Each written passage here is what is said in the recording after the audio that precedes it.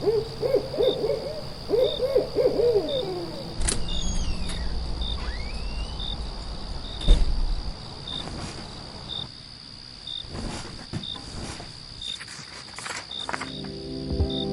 listeners, you're listening to the Midnight Readers podcast. Grab some tea, a midnight snack, and cuddle up in bed as we dive deep into today's most popular fantasies, sci-fi, and mysteries. We're your hosts. I'm Lily. I'm Brittany.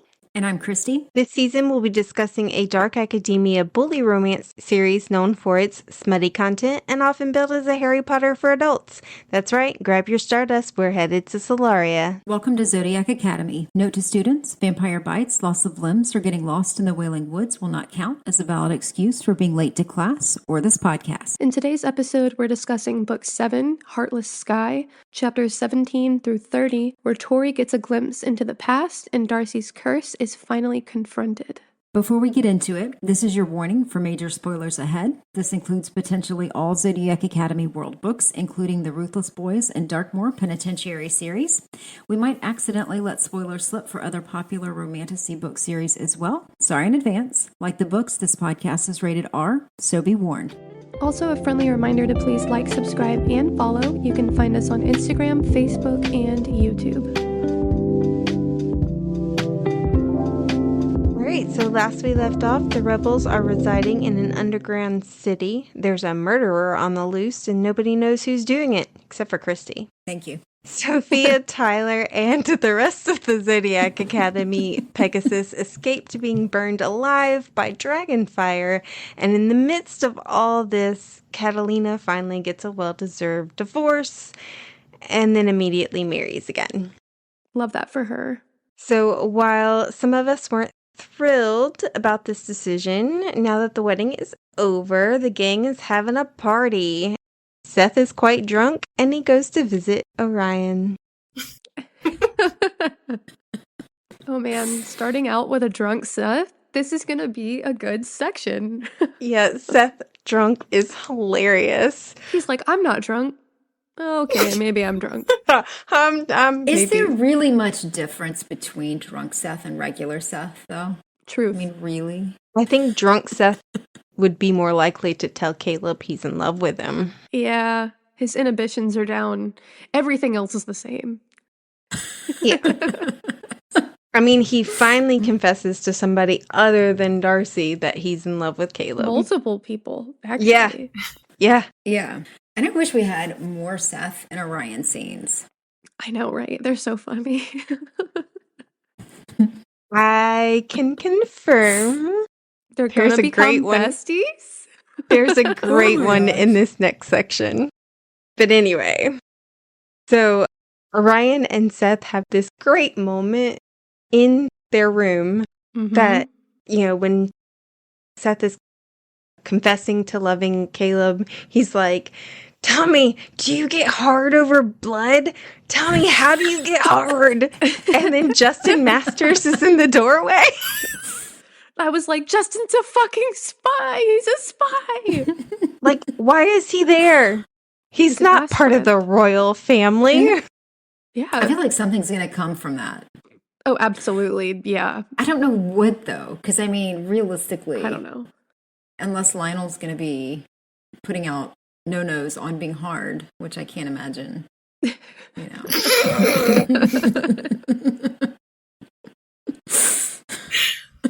Oh, man. All right. So Orion and Seth then go join the others in the cafeteria or wherever they are, where the Ayers twins, Geraldine and Xavier, are playing a game of Dares Without the Truth. And I gotta say, I was cracking up. There were some great dares. Orion. He was like, okay, whatever. When they were like, you have to wear all this ass merch, he was like, all right. He didn't even argue. Nobody looks at me anyway. It's fine. Oh, but that's the thing too, though. Didn't she just do him a little bit of a favor because the Ass Club is all about the queens, and he is going to walk in there at breakfast, like loaded down with their merchandise and their name. And is that not going to be some sort of, I don't know, maybe help to him that they're going to see that? I mean, maybe he's the leader of the guild. You'd think that would help, but instead Hamish was like, come That's on, true. give it back. Yeah. Ah, Hamish. But Seth's dare, where he was like, how do I figure out how to use this to my advantage to get Caleb to make out with me or something? Well, I think he has in his mind that if Caleb drinks this slow enough in order to kiss me, then it's real. Yeah. Yeah. And he does. He does. He totally drinks that slow. He intentionally finished after Xavier put his stupid drink down. So if Xavier didn't cheat and cockblock Seth yet again... I literally knew that was going to happen. Max. If Max had kept his mouth shut. True. Well, that was Max later, Max. But All Xavier... right, narc Max. That was Max it's like later. He doesn't want them to be together. Uh-huh. He continues to do that. That was Max later, but this is like Xavier cockblocks him again. He cockblocks a lot of people. I'm just saying. You remember when you said that he has just really terrible timing? He does. He does. He just has really awful timing. I mean, I knew Xavier was going to be the one to quote unquote win this, but I started to doubt it for a minute. I was like, Xavier's going to be the last one because it's going to suck, right? Yeah. And then Caleb is the last one. I'm like, oh, okay, it's going to happen. Maybe this is actually going to happen. And then they fucking fake me out. And I was like, of course. I knew it. I knew this was going to happen. And then Seth bites him. Caleb was a little disappointed that it didn't happen. A little disappointed is an understatement. Yeah. Yeah. I just don't think he wants to admit it to himself at this point. No. Yes. Oh, no. Yeah. He's in love with Seth. Yep. But 100%. They have this weird thing where the heirs can't get together because that would unbalance the counselors or whatever. Yeah. But fuck that shit. Yeah, fuck that. I mean, especially of all four of the heirs that would get together, you would think Caleb and Seth wouldn't care. You know what I mean? Yeah. I don't know if Caleb does, and I kind of think... I don't Caleb think either of them give a he's shit. Supposed to. Yeah. But now I think Seth... Oh, no, I don't know about that. I don't think he would mind. If he could just admit it to himself that that's who he loves, I don't think he would mind Seth unbalancing him in all the right ways.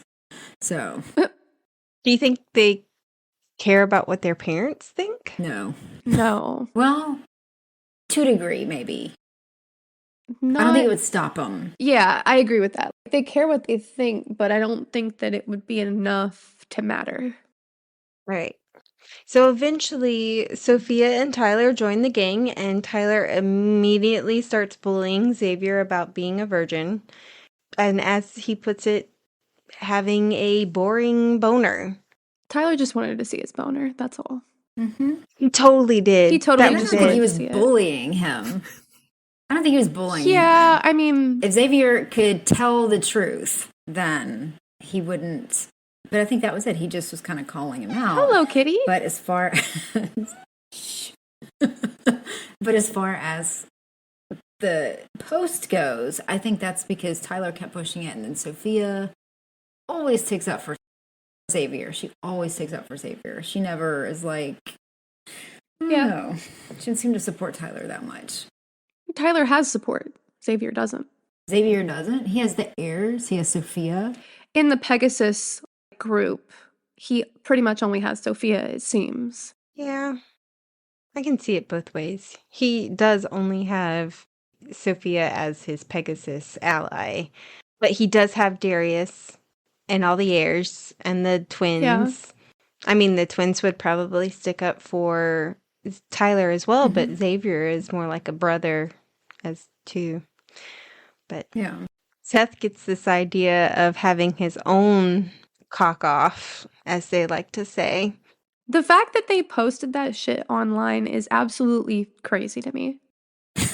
All the heirs are like, oh, hey. The lift. All right. Actually, so our guest star today is Orion. I love his coloring. He is so pretty. He really is. Hi. You want to say something? Okay.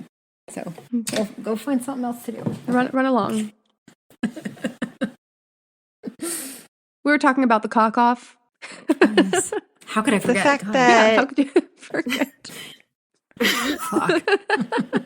But Seth shows Caleb the pictures of the cocks and is like, which one would you choose? And he's all elated that Caleb didn't immediately be like, ew, dick. Right? He's like, oh, you don't mind looking at dicks? Oh, okay. Well, talking about deep throating what's essentially his little brother, I was like, oh my God, come on, Seth, even for you, this is bad.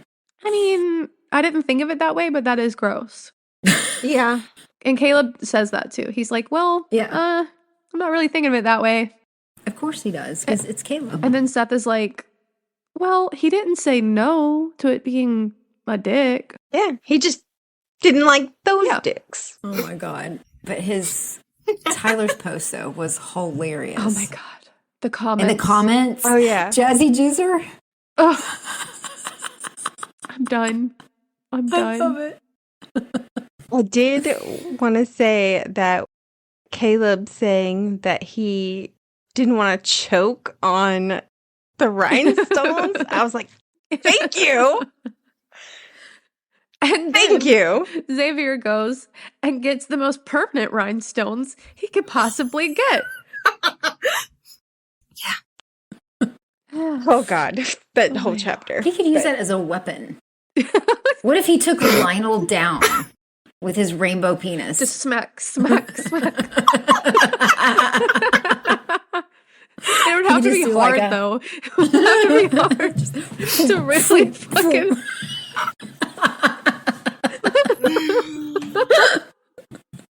Oh my God, that's terrible. Take that and that. So speaking about Lionel, he visits the FIB to interrogate a recently captured rebel. Unfortunately, it is Tyler's mom, and we haven't really met her yet, but we have heard a lot about her with the interviews that she did with the twins. She's been there since practically the beginning. Right. She's helped them counteract all this bad publicity, and now Lionel has executed her.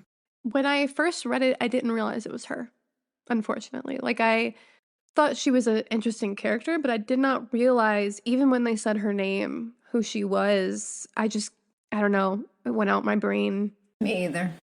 I thought it was the lady from the photo shoot, and then they said they went to, I think it was when they opened the door and they were hugging on Tyler, that's when it hit me, that it was his mom that he had killed. Yeah. Lionel also steals her necklace, too. Didn't he melt it down? He keeps the gold, but he melts, there's diamonds in the shape of a Pegasus. He melts it enough so that the diamonds fall out. That's fucked. Mm-hmm. Mm-hmm. He is a dragon, though, I guess. Yeah. And fucking Vard and being the interrogator. Like, it's gonna hurt, just so you know. That guy's fucked. Mm-hmm. Disgusting. It's like, I know I won't find anything, but I'm gonna hurt you anyway. Yeah, it's kind of hard to respect Lionel as the villain in a way because he's so whiny about everything. Oh my God. He is. He like, really is. Lavinia, a little more respect for her. You know, I mean, not in a positive way, not being a good person, Yeah, but as far as being scared of her, like she would be terrifying. But Lionel is just, even before I started reading it, I was like, oh shit. He starts talking and you're like, not this again. Oh my God. Mm-hmm. Well, as Lionel's leaving the FIB, he thinks he's won and shown Felicity who's boss, but the rebels have other ideas. And Gabriel's wife comes in and leaves a splat. Love that. Right in Lionel's face. A big fat turd. King of the turds! Present for you, if you will. I was like, man, they're not afraid of him at all, and I love that. So how is it that it's called faces?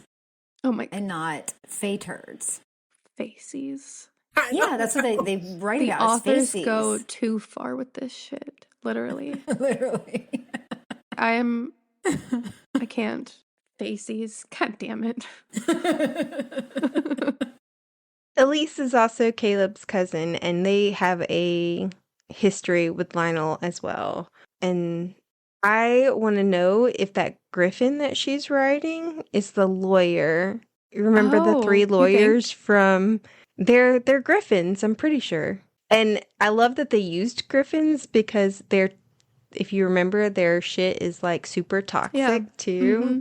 So I hope he got it right in his eye, and I hope he's super sensitive like Max, and I hope it burns, Oh bitch. my gosh. Okay, but now Lavinia brings up a good point, and you said that you had an answer for that, Brittany. Because she's like, well, you would have been dead if they hadn't thrown faces. I think that's where I saw that. But so why couldn't they have taken a spear or something and thrown it at him? So it's not a spell. It could have been But- anything, but they chose Yeah. turds. But they chose turds. Why not kill him? No, for real. Do you want the answer? I mean, it is answered later on. But you said it's not a spoiler. It's not a spoiler. Okay, then yes. I would like the answer. Vard's visions are centered around things like that. So he would have seen that coming. I mean, they do say He that did later not see. that he sees the rebel forces. Oh. So if they're going to make a move that is deadly, that's something that Vard will see. And they actually use that against him later. So is it the thought of it that Vard can see? So they have to think it, they have to know it. So if they were going to throw some turds, but somebody else slipped in some poison without the thrower, knowing that there was poison in there, could they get away with it? I don't think so, because it's not just the person, it's the thought of the action of doing it that makes it so Vard can see. So had they picked up a spear with the intention of killing Lionel and brought it, then he could have seen it. However, if you just fly a griffin over and oops, he shat on your face, well, that's just, Bad luck. happy coincidence. That's just, just bad luck. Shit happens. Not an attack or anything. It wasn't intended. He just needed to shit. Just happens to be the people that are rebelling against you, and they just had to take a shit right there. Yeah, they were just waiting outside, and they did miss the first time. They only hit a shoe. Was a warning turd. Speaking of As Lavinia, opposed to- I do. Now here's the serious turd coming. Speaking of Lavinia, she does say, had he died, I would be a lonely queen. Why doesn't she just fucking go that route? Why does Right? she need a king? I don't What? know. Exactly. And also, he's being held against his will. Oh Is yeah, that really what you she want? dominated him. Oh, that was nice. I like that. Proud of her, actually. Yeah. Yeah. This is the first time I think that Lionel actually admits that he is scared of her. And he has every right to be. He should be. He would be dumb if he wasn't. Mm-hmm. But then he also convinces himself that she's submissive, too. So he is dumb. He's just, we knew he was Yeah. dumb, but I think he thinks he's smart enough to get the upper hand on her, even though there has been an insane amount of proof that is not ever going to be the case. Yeah. So on to Xavier's chapter, in which Xavier obsesses about his dick nearly 90% of the time. it's a chapter about his dick. Yeah. It really is. Yes. I never could have predicted that this is what we would get out of Xavier's character. I know. It's disappointing. I feel like that there's so much more that he would have to offer. And it's like he's been reduced to a bit of a joke. I mean, I don't think it's disappointing for me. It's just so not what I expected from the first few books that we read. I think part of the reason why is so that you can introduce Carson. Yeah. Which, Carson? Carson? His name is Carson? Did you read the No notes? offense to everyone who's named Carson. I remember you telling us about this character because I remember the Disney tattoos. I'm just saying, what? They have terrible naming habits. Like, we get Xavier and Darius, but then we also get Carson? And he's supposed to be this scary-looking tattoo guy? Although, how scary are the Disney tattoos? You know? That's what I was. He's like a Disney dick decorator. So I mean, is that? Well, well, Xavier looks at him and is like, "Oh yeah, that guy can pierce my dick." So I mean, he has to be a little. This is scary. Xavier. No, this is Xavier. I mean, true. I guess. Oh my gosh. His name is not Carson. His name isn't Carson. So he just made that up. So he's lying to be in there? No, he's one of Elise's husbands. He's Ryder Draconis. That's better than Carson. He's in hiding, so. Is he the one that breaks out of prison? Mm-mm. Okay, well. Yeah. They were just trying to pick something that totally far from his name. Totally far from his name, who he really is, and they gave him Disney tattoos to also be away from who he really is. They're mostly Lion King. I remember the Lion King part. Oh, I remember that part. Leon Knight got to choose some of those. So Carson pierces Xavier's dick. He also seems to enjoy inflicting the pain upon him. Not sure what Carson's got going on there, but, you know. He's a basilisk. Well, I thought too, some of it was because that's cool. Xavier was kind of whiny. Yeah, he was quite whiny. And Carson was just like, shut up. I'm going to get it done, whether you wanted me or you wanted this. Mm-hmm. Yeah. So the way that a basilisk recharges their power, their magic power, pain. Oh. Oh. Oh my better. goodness. Okay. So being a piercer and a tattoo artist kind of gives him little inklings of that. That's crazy. Did it have to be a Jacob's ladder? He could have pierced his dick in any way except for that. He didn't have to do that. So do you remember when Breaking Dawn came out and the birthing scene made people pass out? No. What? I don't remember that. Really? No. Uh-uh. Is there a scene? What do they see in the movie? Have you not seen it? No, I haven't It's seen that Breaking movie. Dawn. It almost... I stopped watching after the second one. It almost made me want to I puke. really should have too, but for some reason my parents liked it. And it was one of those, like, how much can you drink while you're watching a movie? Well, I'm looking it up. Hold on. I saw it. It almost made me want to pass out. Because it was so bad, or the birthing scene? Because she looked like she was about to die. In the books, she's very close to death in that. Because the baby, like, claws, right? I don't know. I can't remember. Pretty sure he gives her a C-section with his teeth. What? Really? Yeah. I do not recall that. I blocked it out because that. I remember sitting... The only thing I really remember about that scene is that I was sitting in the theater going... Okay, I'm about to watch it as we're... Oh, my God. I'm about to watch it real quick. Oh, my God. What is happening here? But I just remember, like, I'm not good with any kind of birthing scene. Damn, she looks bad. She looks bad. I do remember them saying before I went to see it in theaters that people did pass out after watching it. That seems odd because maybe just a lot of blood. Saw movies and stuff like that. People go see that all the time, and you don't hear people. I don't watch those either. Me neither. And this is just gross. It's a very bloody scene, but to me, it's just a little like, oh, this looks bad, but I don't know about passing out. Maybe because, you know, we don't envision ourselves getting mass murdered, but there is the chance of actually having to give birth. A lot of women really fear it, so that... Me. Yeah, that's fair. Anyways, I'm sorry for derailing us. Yeah, that was... But no, this chapter was very... I want to kind of puke just thinking about him getting that Jacob's ladder. You know that really terrible ex that I had? He considered getting a Jacob's ladder. And I remember being like, I'm good. You know, like that.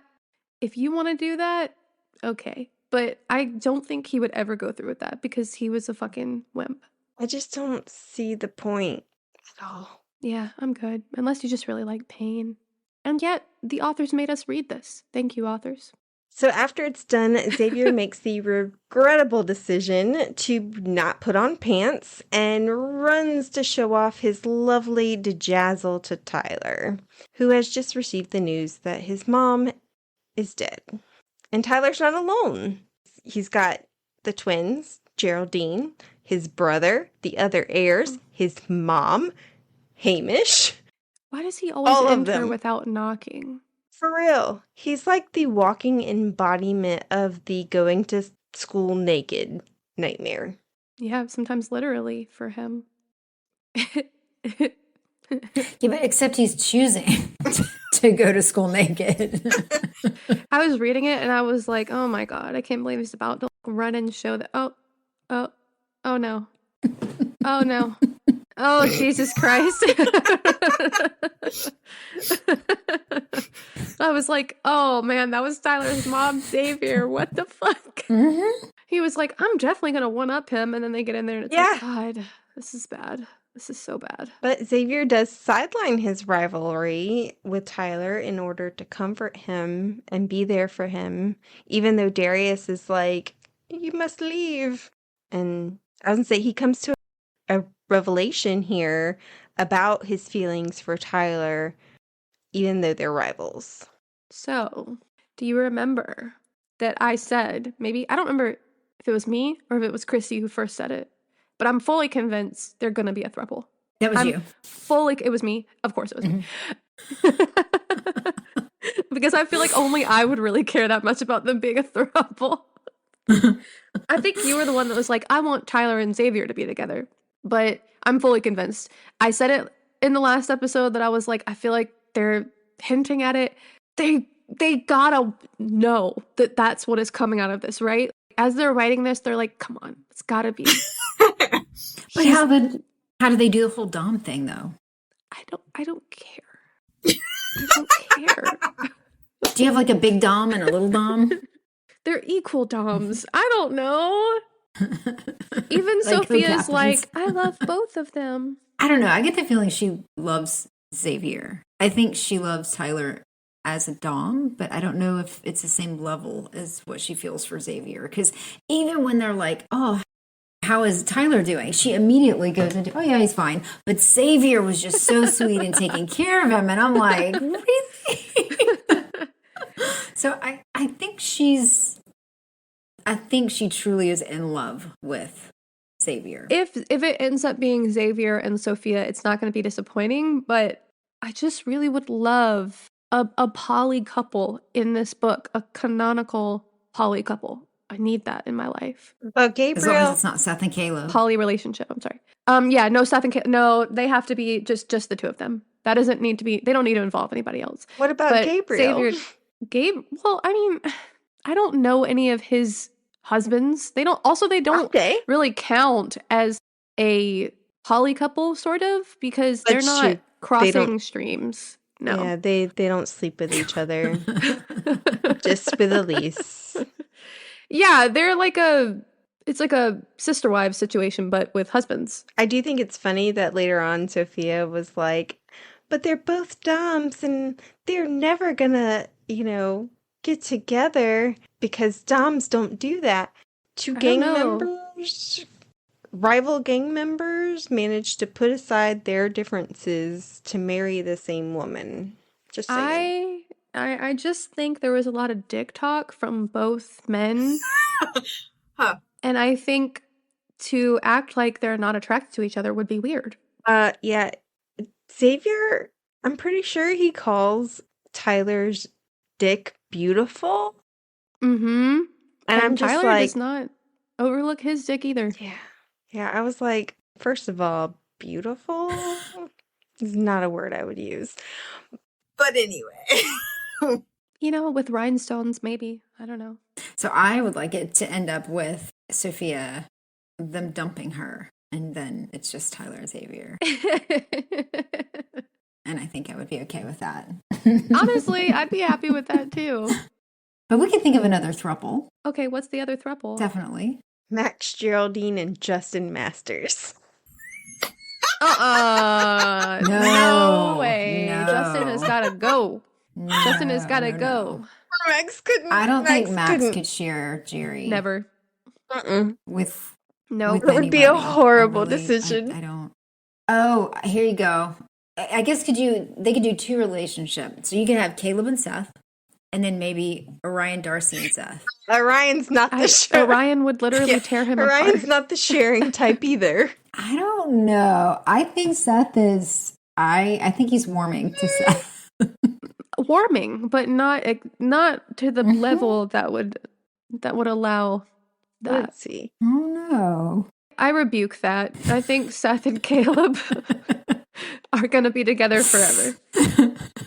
Couple more, cold nights and yeah. That might change. Who else could we put together? Angelina doesn't have anybody. I don't know. What about, I could see Washer in a poly relationship. I want to see Washer in any kind of relationship. Oh, God. Yeah, but that's a given. Oh, my God. What about Milton? Where's Milton in this? He's still at school. Wouldn't he technically be in a poly relationship because he's the head of a herd or something? Are they like They are. Pegasus?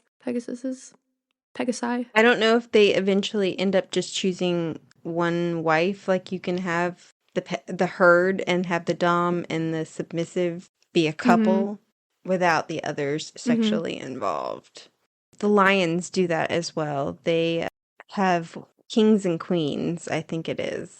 And usually it's one king with many queens. Yeah, that is I think actually how it is in nature. Yeah. So It is. Anyway, so next chapter is finally a female point of view. We've been very male dominated so far in this section. So Tori and Darius are kind of having a lot of sex. A lot of sex. right. To the point that they're missing meetings. War effort meetings I'm to have happy sex. for them? Question mark. Making up for lost time. I'm kind of over it. I know they are. But I'm just like, I know he's only got a year left or, whatever time left he has. But there's also a war on. Yeah. And you shouldn't be late to meetings. Yeah.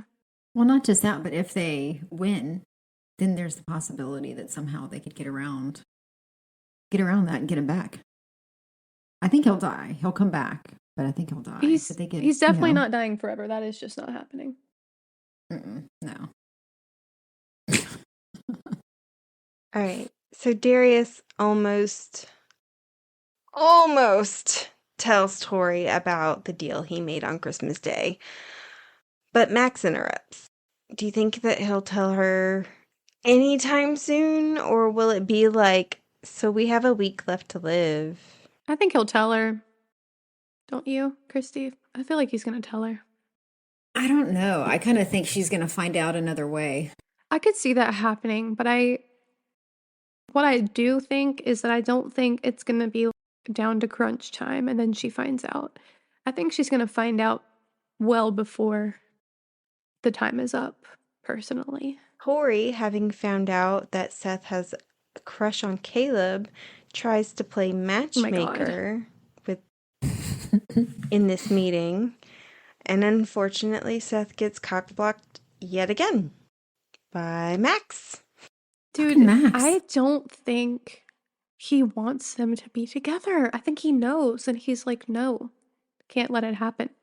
You think he knows? How could he not know? He has to.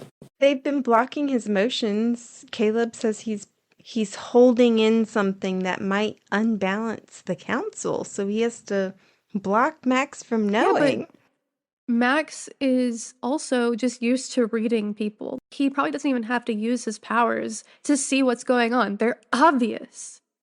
I mean, I was gonna say, I think anybody can Yeah. tell. Yeah. The group does discuss the nymph issue, and then they finally come up with a plan of action. Other than them talking about rescuing some persecuted orders, they really haven't done anything. So this is their first real offensive action in this war. What did y'all think about it? Them sort of kidnapping a nymph.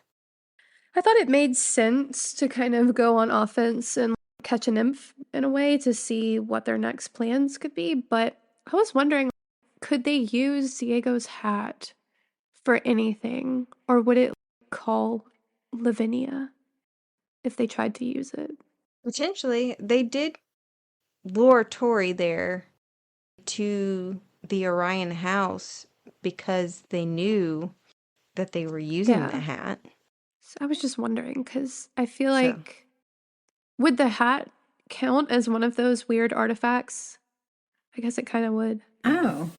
What do you mean? Well, later when they go to figure out where the rift is, and there's all those dark objects, like dark artifacts and stuff, wouldn't the hat technically be one of those? I don't know.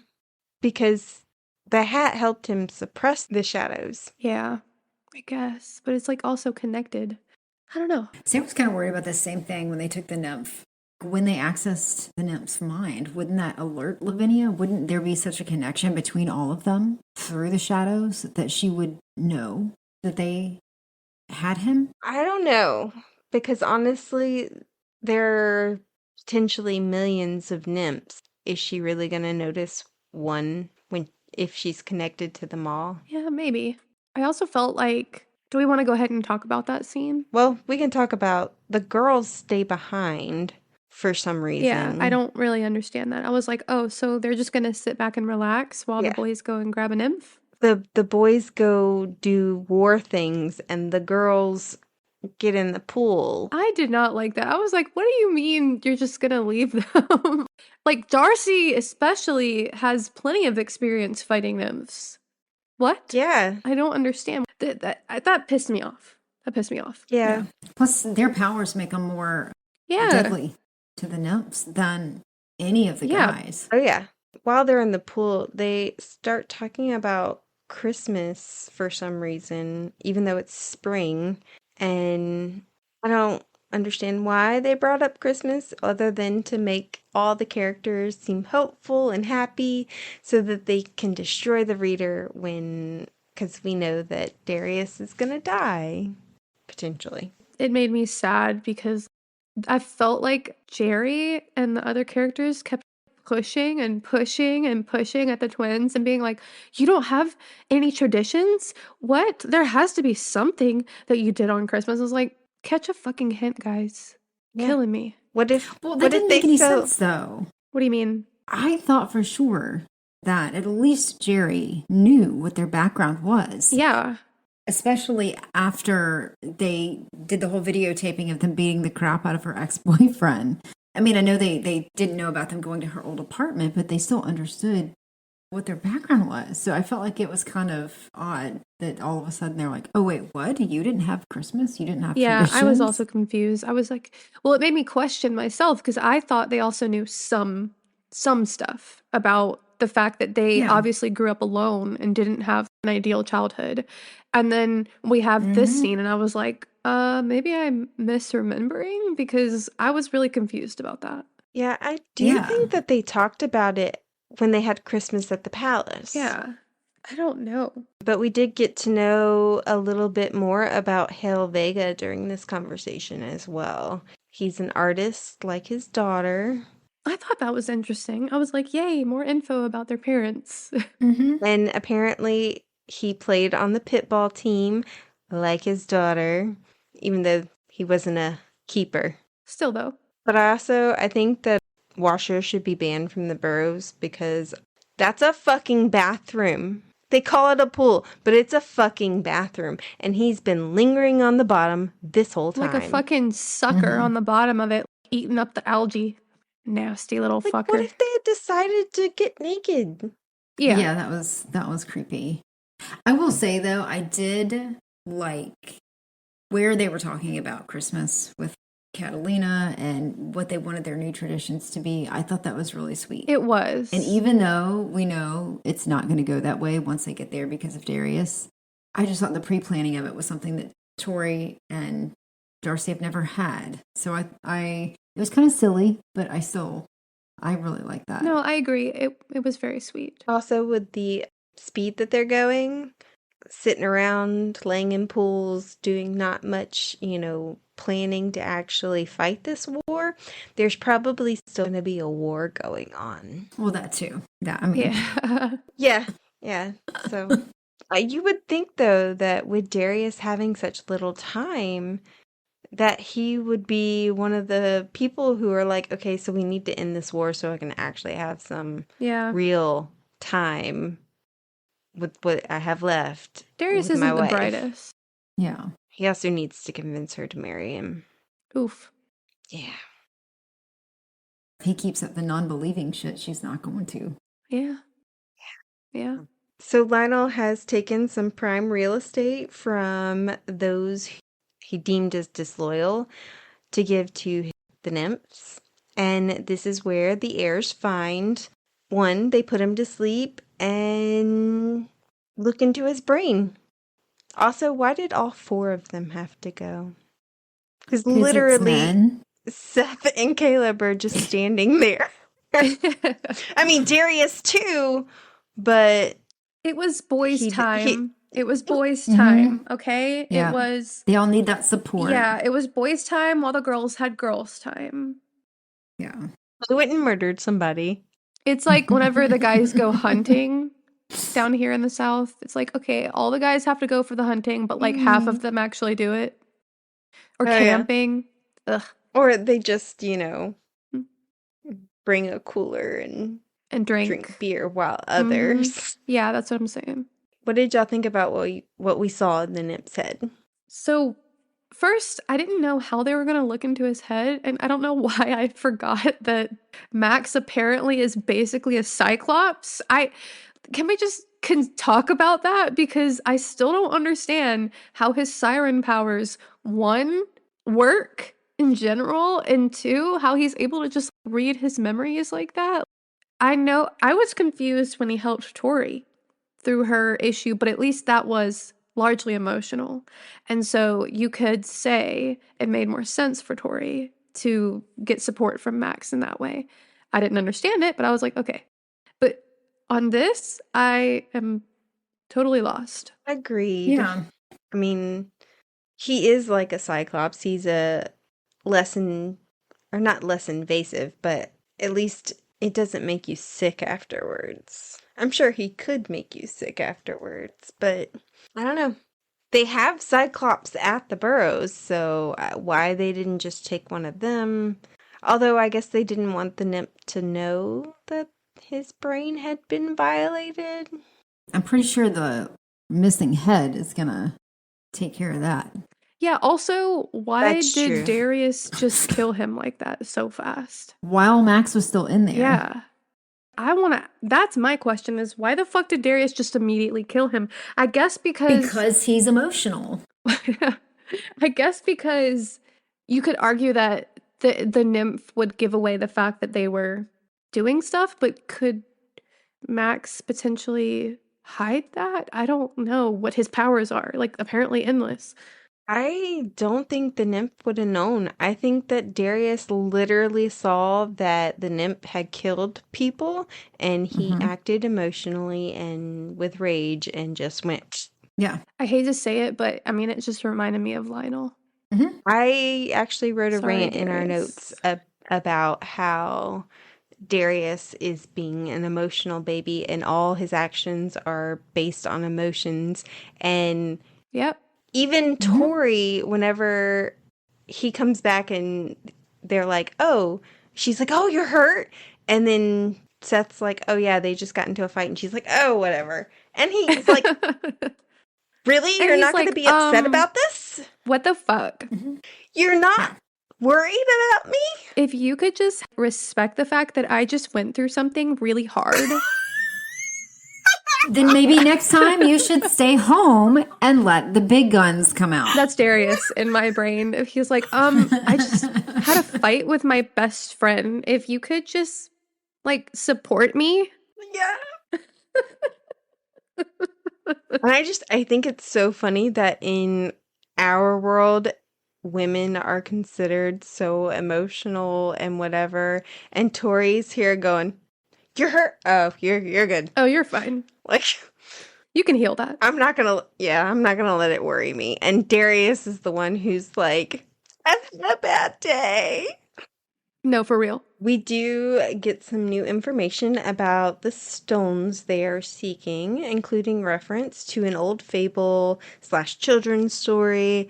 Unfortunately, many have sought out these gems of, was it Lyrium, in a venture that's described as hopeless, pointless, endless, most idiotic, and the hope of a madman.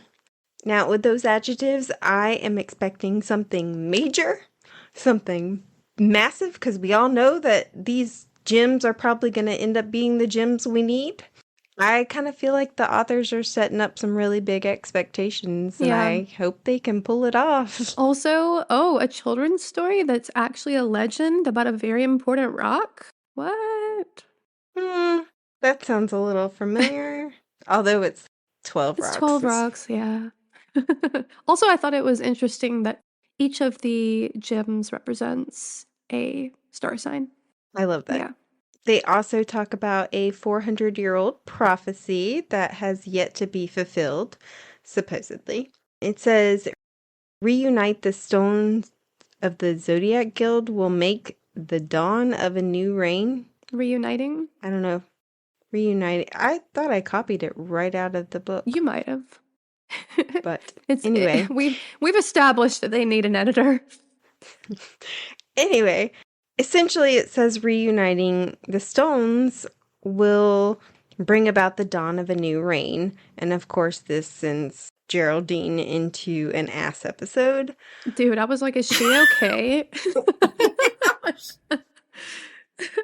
But we've had the Zodiac Guild members, so we know that they can have a Zodiac Guild without these stones. Yeah.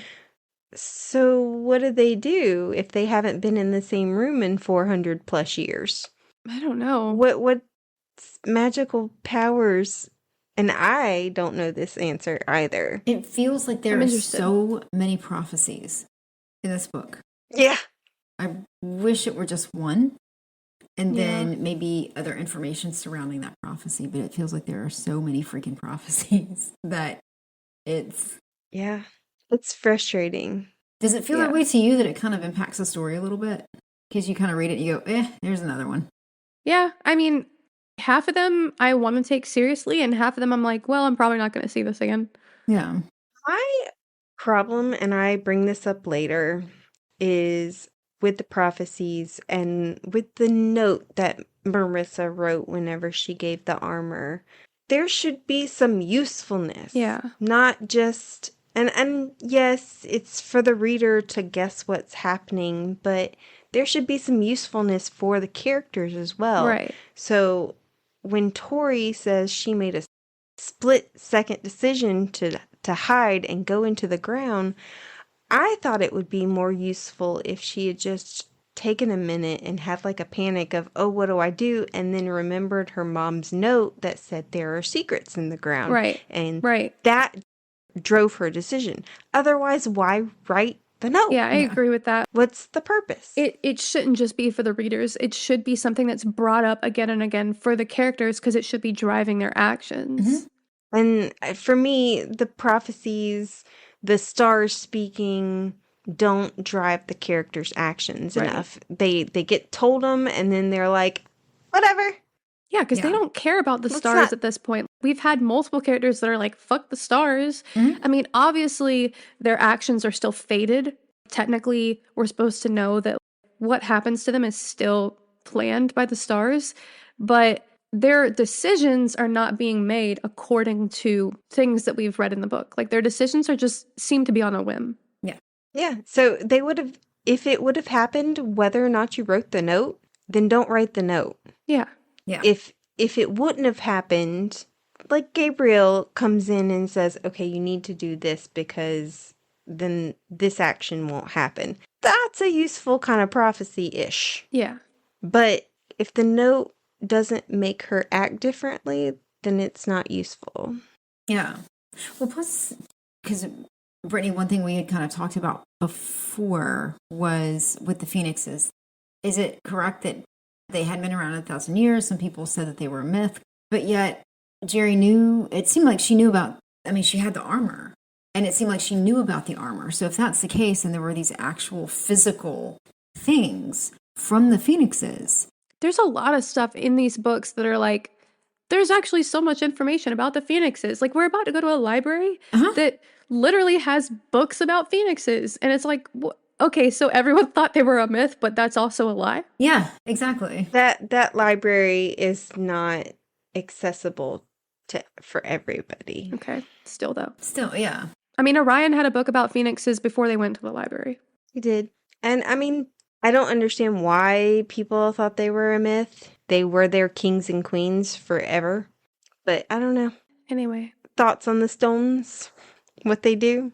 How they can help us? Why did the girls need them? I'm assuming that once they come together, my thought is that they will help them control the Imperial Star or something along those lines. Ooh, that's good. Working together, all of them will have a specific power. Maybe they do things alone, each by themselves, but it's when they're all together that they're going to do something specific and important. I don't know. I don't know if it has anything to do with the Imperial Star, because all they have to do is be the reigning monarch in order to control the star. That's what we've heard, but also the book likes to just come up with random shit, so... Yeah, but the star is all but useless. Yeah. I mean, it's very wishy-washy and like, man, okay, or no, I don't want to do that today. So maybe the stones help to channel it some? I don't know. That was kind of what I had in mind, but also, I don't know. Yeah, I think you're on the right track. Hale had the stone Hale had the star and not the stones. True. But also Hale was being controlled. I don't know. So Hale is not the template for what we should be looking after, right? What they could be doing with the stones may not have been shown to us at this point. I'm assuming that they're pretty powerful on their own as well, seeing as one was given to 12 families to protect. And they did a shitty job. Well, yeah, they lost them. I mean, true, but I do think that they do something important by themselves. But I think that altogether they'll be more powerful. I don't know. Like the Infinity Gauntlet. Yes, I think very much like the Infinity Gauntlet. All right. So the heirs bring back the news of the rift to Orion and the girls, and they form an immediate plan to go take it out. They theorize that this is what is making Lavinia so powerful. It's bringing in more power for her, so if they cut it off, they'll cut off some of her power. Yeah, I think this is actually, to give the authors credit, I think this is one of the more interesting plot lines from the series. Mm-hmm. The rifts and how they have to cut them off. That makes sense to me in a weird way. I don't know. I enjoyed these scenes a lot. It reminded me a little bit of Akatar. Oh, yeah. In like a good way. Mm-hmm. They have goals that they are actually working towards. Yeah. I do love when a book has goals. Yes, I do love that. Direction. Yeah, and I also feel like the binding needle, that's fucking metal as fuck. That's so cool. Okay, but y'all cracked me up talking about knitting, because then I was picturing Orion just sitting there like knitting. Exactly. I was picturing a giant crochet needle when I first read this. And now that I've actually held knitting needles in my hand, I picture giant. And then you just imagine Orion incantation to close it, like, and now we're gonna like close that, and like some old woman voice or something. You do a slip knot and like a bingo announcer. Yes. Okay. Now you're gonna go to slot 9. Blah, blah, blah, as you're like knitting up the rift. I don't know about. But yes, that is what I picture. Is a giant crochet needle or knitting needle or something. That is not what I pictured.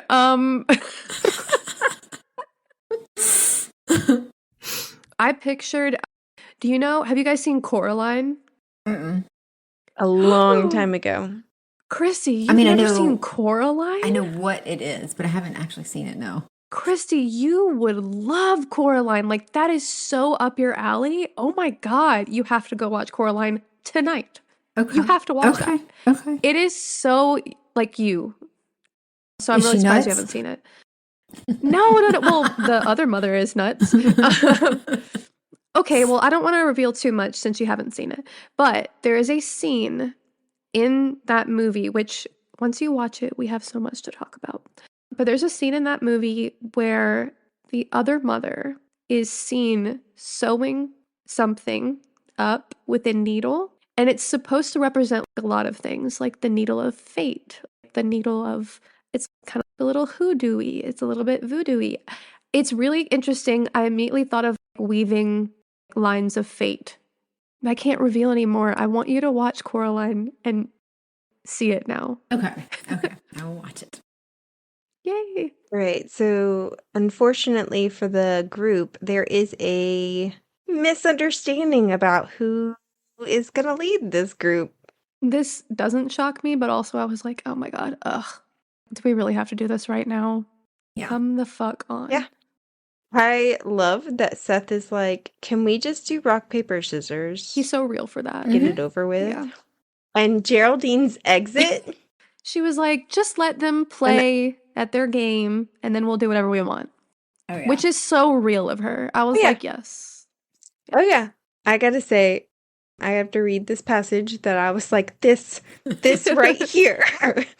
Says, she's talking about how a man has some power, but they can't really comprehend that a woman holds so much more power than any man could ever hope to. We are stalwart and true of heart. We love fiercely and protect ferociously. We are kind when kindness is due and stubborn when the right thing must be done. And best of all, we are not blinded by the whims of a longshoreman flapping between our thighs. I was like, yeah. Yeah. Yeah. Yeah. Geraldine hit the nail on the head. She does. As she tends to do. And this is why Darius is so fucking emotional throughout the whole damn book. Because he's thinking with his dick. Mm-hmm. I do want to bring up the prophecy real quick. Sure. Where that one part where it says, mend the rift. Do you think these are the rifts that it's talking about? Yeah, I mean, mending is done with a needle, so. Oh. It can mean mend the rift between fays and nymphs? Like the... I don't know. I think it's twofold. Mend the rift as in figure out what's really going on with the nymphs. Yeah. And how they can be part of the Fae world again. And then also mend the rift as in physically mend the shadow rift with your fancy needle. Because when you say mend, it's not necessarily close. It's more to make it better, to fix it. Yeah, make it better. Yeah. Very cool. I like that. Also, do you think that the gang is going to get their shit together and actually have a battle in which they're like, okay, you lead us and we'll follow you? I don't understand because not that I'm saying Darcy that they should was doing that for a while and they were fine with that. Exactly. I just don't understand. Do you think it's because Darius can't follow Tori, that he would follow Darcy but not Tori? Oh, yikes. That is true. Yikes. You hit the nail on the head as well. He needs to eat shit. He needs to get his crap together. All right, Lila girl. Figure it out. Lila girl? Lilac girl. That do shit at Lionel. You said eat shit. Sorry. It just came out. Elise. Oh. Her hair is lilac. Oh, I see. It didn't name her in there, did No. it? You just knew who it was. Okay. Yeah, you know, because she's the only character with lilac hair. I see. So this is where Geraldine gifts the twins with their own phoenix armor, which was left for them by their mother, including these cryptic messages. And we also get to see the infamous Geraldine's armor with the pointy breasts. Love that for her. I love that they were like, nobody's going to be looking at us because they can't. Oh my gosh. I want to see fan art of that. There is some. I have it I think our Pinterest account. I want to see. Maybe my phone. Of Geraldine's or of Tori and Darcy? Geraldine. Okay. Yeah. I have Tori and Darcy's. I have to see if I can find some of Geraldine. But anyway, what did y'all think about this armor in general and the corresponding photo shoot that took place afterwards? I thought, what a beautiful way to honor his mother that he would take over the paper. Mm-hmm. Yeah, the paper, Tyler. Yes. I just thought, how Yeah. beautiful. So how is he going to be investigating if he's stuck in the burrows? I don't think he will be. Why would he be stuck there? Yeah. Unless he goes on war missions. But you don't really ever leave the burrows. They all do. Yeah, the gang does, but Yeah, but I think he's going to. I think he'll go out. I think he's probably going to leave the burrow for the most part. But also, other people write papers. Like, it's not just one person that writes a paper. Are you telling me it's not going to work out? It's awfully quiet. no. I'm trying to, limit how much I say. Damn. Hopefully Tyler doesn't die. Oh no, he dies. There might be some recruitment of others. Well, that makes sense because you can't just Could be. write a paper by yourself. I thought the photo shoot was honestly a little weird to be like, we're off to a battle. First, take my picture. Yeah, but I guess they had to show that they were, I don't know, taking action. I don't know. Yeah, I think they did Tori it to doesn't want to do inspire. it. Yeah. Yeah. But I like why she does it. Yeah. Like she knows it's important to inspire people and to let them know that they are at war. Exactly. So the gang arrives in the forest where the rift is, and they make this quick plan about capturing the nymphs with the earth magic. And so they go hog tie some nymphs and make them scream to draw the other nymphs, while Caleb and Orion take position elsewhere so they can speed into the temple and get to the rift while it's clear. Right. What'd y'all think of this plan? I mean, it seems to have worked, but at the time when I was reading it, it felt kind of silly. Mm-hmm. You thought it was silly to hog tie the nymphs and then burn their feet? I felt it was unnecessary. I felt like they could have set a fire or caused a ruckus somewhere and they still would have come running versus all of that. They could have done so much. Yeah. Yes. Yes. But they tied them up and burned their feet. Interesting. So we've discussed in length the problems with Darius and his can't give up the throne and his attitude. But what about Max? He says here that the girls just need to accept their place. And the only part about his attitude that seems to have really changed is that he hopes that they can still be friends after they fight it out. I think it's hilarious that he has even a fucking opinion on it at all because he's so irrelevant. Of the fucking people that are going to take the throne, it's not going to be Max. I'll tell you that right now. Well, if Darius takes the throne, he said quote unquote. He said that he would share it with his brothers. But that's a nice thought. Yeah. But I agree with Lily before that they were more than happy to take direction from Darcy. And Darius has a different reasoning for it, but for Max, he certainly took direction and fought under her. And so why this is changing now, I don't know. It doesn't make sense. Even before they stardusted to the forest, Seth starts to say, no, we didn't agree to support them for the throne. And, Geraldine throws stardust in his face to shut him up. I know, but it's just at this point, it's like a running joke. Yes. Almost. It's like, that's hilarious. Okay, keep saying it. Do what you must. Yeah, it doesn't make sense. I mean, at this point, it would make more sense if it was, you guys are now competitors for the throne. Like, we see you being a real challenge. We're still going to challenge you for it. But to act like they don't even have that kind of respect for him, it like you said, after all they've been through, it doesn't make sense. Yeah.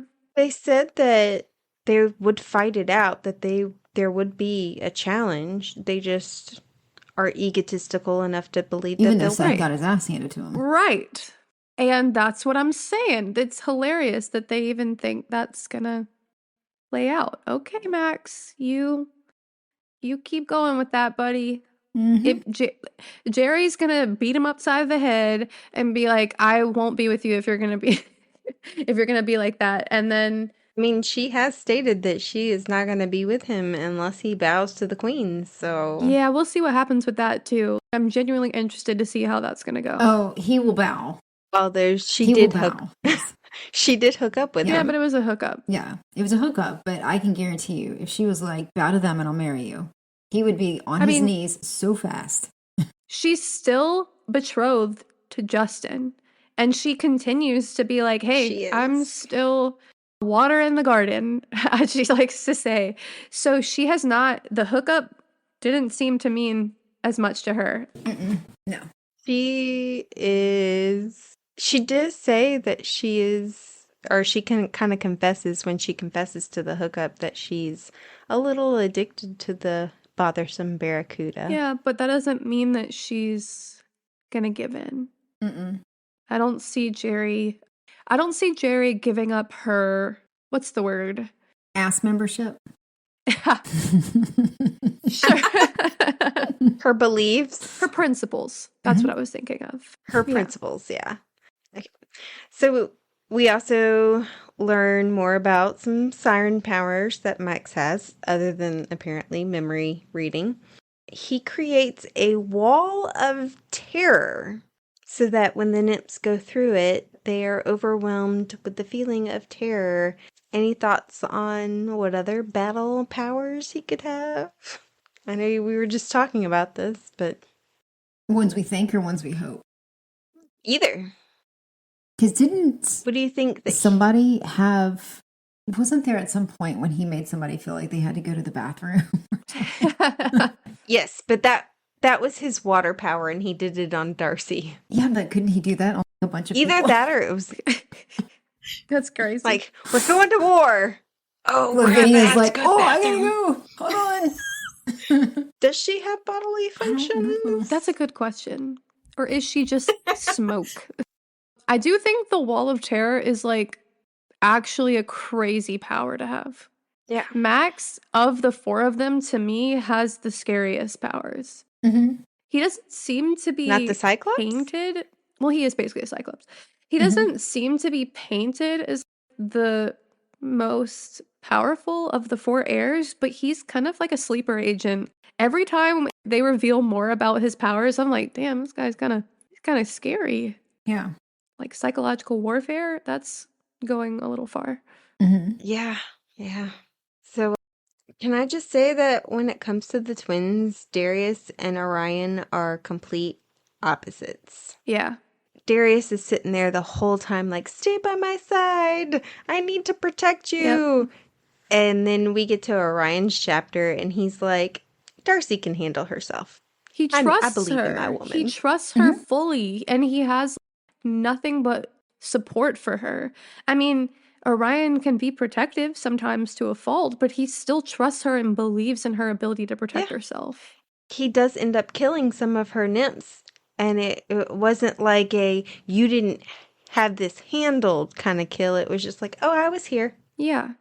He's the best. He died on my knife. Or my sword. And Orion and Caleb haven't ever really gotten along. They have this long rivalry. And their vampire natures and close power levels have basically driven them towards competitiveness and dislike a little bit. Right. And now they have to work together. I was immediately like, oh, this is going to be interesting. Yeah. And they still can't seem to put aside the competitiveness at first. Yeah. They like, let's have a race. I think it's fun, though. It is fun. So they get there to the rift, and there's a whole bunch of dark artifacts, mostly weapons, when they arrive. Caleb and Orion are nearly consumed by the lore of the shadows when they first get there. The echo of Orion's father brings Lance some clarity, and then he starts focusing on his happy memories with Darcy. Aww. And convinces Caleb to do the same. My fucking heart.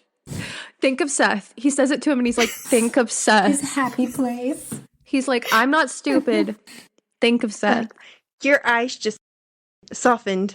Mm-hmm. Think of him. Yeah, and Caleb There's your doesn't even happy place. argue. He's just like, okay. Doesn't deny it. Doesn't like, Nope. oh, we can't, that's just my best bud, dude. Uh-huh. Oh, my heart. But I do want to point out, this is the second time in this book that an echo or a ghost or a feeling of a dead family member has been felt. Yeah. Kind of seeing a pattern. Yeah, but with different people. Yeah. This time it's not Mama Vega. It's I assume Azriel. Maybe. It says Orion's father, so that would be Oh, Azriel. I missed that. My bad. Yeah. Orion just senses that his father is near. Yeah. So is it more a dead person coming back, or is it some sort of memory that they've installed in that place that gets triggered when that particular person walks through? It's interesting that Marissa managed to get memories into that place since it is Shadow Central. So I wouldn't think that being that close to the rift that they would be able to get Azrael's memory there. So I am of the personal belief that this was Azrael looking out for his son as a ghost. Yeah. Okay. I could see that. But we're starting to see more and more ghosts. Do you think that they'll play a part somehow? That would be kind of cool. Maybe they can tell us where the damn stones are. Maybe. I mean, there's that scene at the end of the last Harry Potter where his parents and other people come back and help him. So With the wands, Yeah. when they come out, everybody that's been killed. With the resurrection stone. yeah, with the resurrection. No. I was talking about Harry Potter. When they've got the wands and they're together, and then you've got all the people the wands killed start coming out in order to help him. That's the fight in the graveyard, I believe. So what we're talking about is in the Deathly Hallows. Yeah. But I thought there was one in the Deathly Hallows too, that when they I don't recall that. like lock wands, that Oh, are you talking about, well, what I'm talking about is at the end where he's facing off with Voldemort. Mhm. And Harry's parents are like, it's your time. We're going to give you some time, but then you kind of have to die here is kind of what they don't say that, but they're like, this is the time. maybe I'm getting it confused. I thought that part was with the wands, that they've got the wands locked at that point and they start Might coming be. out of the wand. It's the resurrection. He says, a resurrection stone. He's in the snitch. It says, I open yeah. at the close. And he realizes the close is that he's about to Right. die. So as he's walking into the Wailing Woods, he opens it up. And he talks to Sirius and Lily and James. And they're like, we'll stay with you. Nobody else can see us, but we'll stay with you until you get to Voldemort. Okay. Now I sort of remember that part. It's been a long time. It has.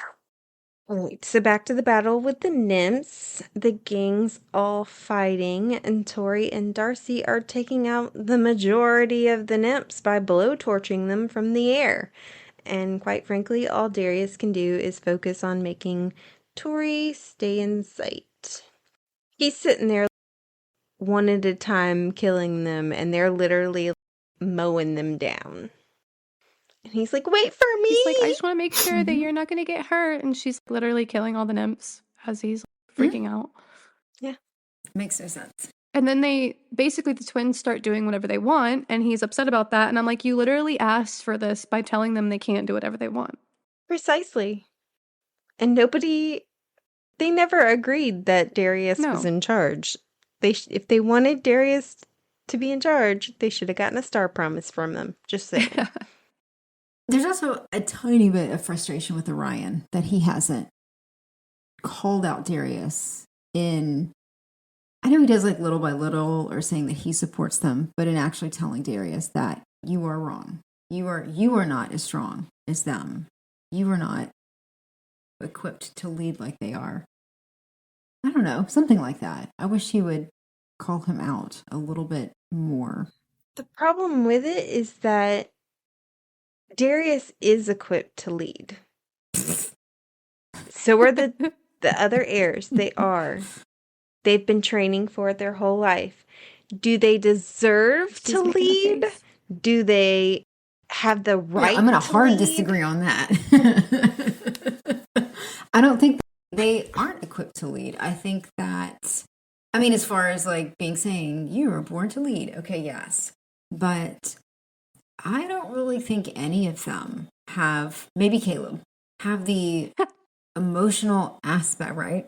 Emotional aspect down to lead. Darius is too emotional. He makes poor decisions.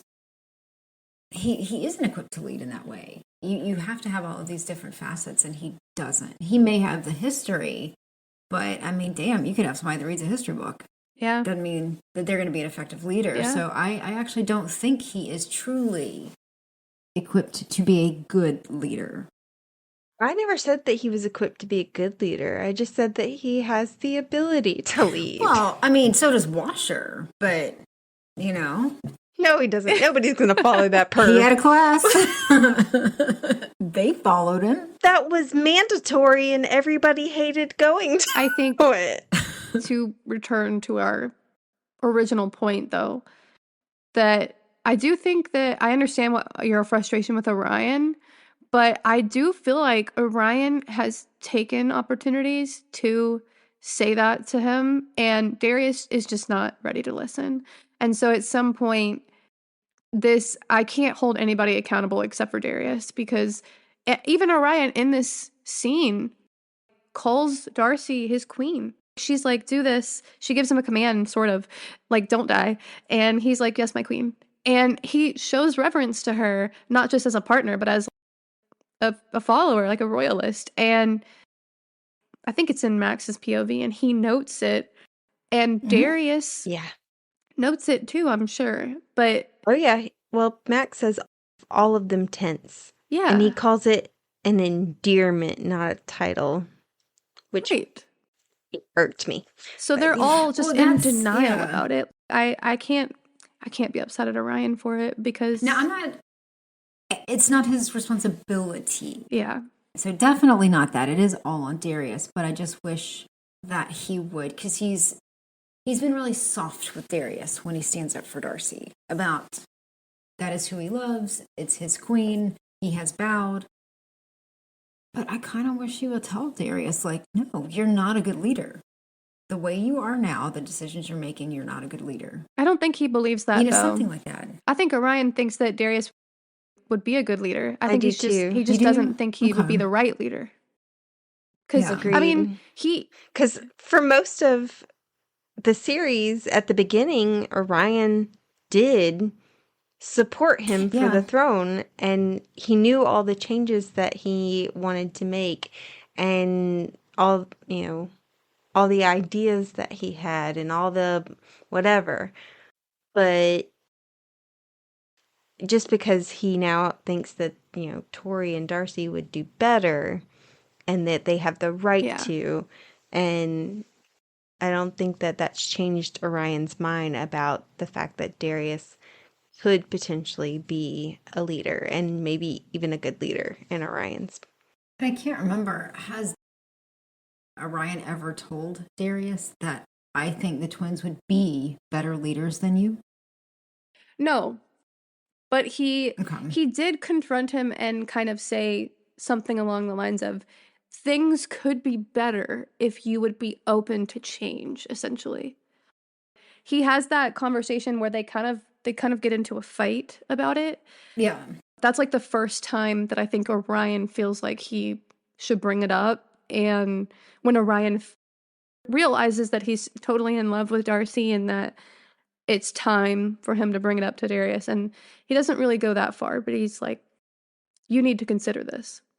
But I think he's only mentioned to Darius co-ruling. It's never been for Darius to step back and just be a counselor and let them lead. He's always, as far as I remember, encouraged him to be. Okay. Yeah, that's what I was thinking. Yeah, as far as I remember, yes. I thought the last time he talked to Darius about it, he did say, them be queen and you be a counselor. Did he? He might have. I can't remember. When they were at It the was Burrows. yeah. After he had sworn himself into the Zodiac Guild. I think you're right. Okay. I couldn't remember. And we're on Darius's point of view, right? Mm-hmm. Okay. There was a line in there that says, I was a man at home in the thick of the fight. I was like, really, dude? He's the worst. Just yeah. First of all, you're not fighting. You're chasing after Tori. You're not killing anybody.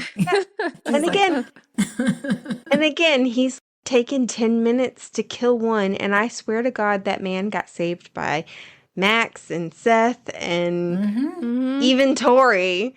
Yep. And yeah. Sure Yeah, you're give it up, sure bro. you are. When I read that line, I was like, seriously? Oh my God. Get over yourself. Mm-hmm. Yeah. All right, so back to Caleb and Orion. Caleb is not doing well with his first encounter with the dark magic and almost falls prey to it yet again. Thankfully, only after he permanently sealed them in the room. At first, I was like, how the fuck are they gonna get out? But, they clearly did. Could you imagine what would have happened if Caleb had gone alone? Like he That's what I was originally saying. planned? Yeah, or Orion go alone. Like this Or- would have or been Orion, terrible yeah. if they had not gone together. I was like, oh no, Caleb is not handling this well.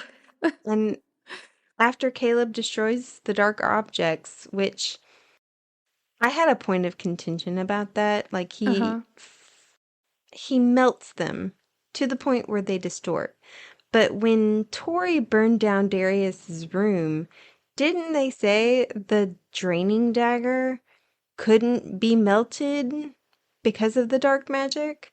Or is it just the draining dagger that can't be melted and other objects can? Because I'm so confused. Unclear. Yeah. Unclear. Because that's a good I was point. a little confused too for this part. Because when Orion gets cut, is it because Caleb has destroyed the objects and it goes and cuts him? Or I was a little confused on that part. Unclear. It's just a little scratch on a finger, so he could have scratched himself with the needle Yeah. as I he was under the sewing together impression- the world. I was under the impression that it was a byproduct of what he was doing. Of what Orion was doing. Yeah. Yeah.